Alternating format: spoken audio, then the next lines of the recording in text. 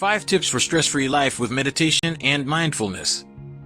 Welcome to Mind Blown. We explore the best ways to improve your mental health and well-being. Tip 1. Set a consistent time and place for your practice. Find a time that you can commit to on a daily basis. This helps create a habit and routine, making it easier to stick with your practice. Tip 2. Start with short sessions. When you're just starting out with mindfulness and meditation, it's important not to overwhelm yourself. Start with short sessions of just a few minutes, and gradually increase the length of your sessions as you become more comfortable. Tip 3. Use a guided meditation app or recording. If you're new to meditation or struggle to stay focused during your practice, consider using a guided meditation app or recording. Tip 4. Focus on your breath. Sit comfortably, close your eyes, and focus on the sensation of your breath moving in and out of your body. Tip 5. Be patient and compassionate with yourself. Finally, it's important to be patient and compassionate with yourself as you build your mindfulness and meditation practice. It's a skill that takes time to develop, and you will inevitably experience ups and downs along the way. Thanks for watching, and we hope these tips help you improve your mindfulness and meditation practice. If you enjoyed this video,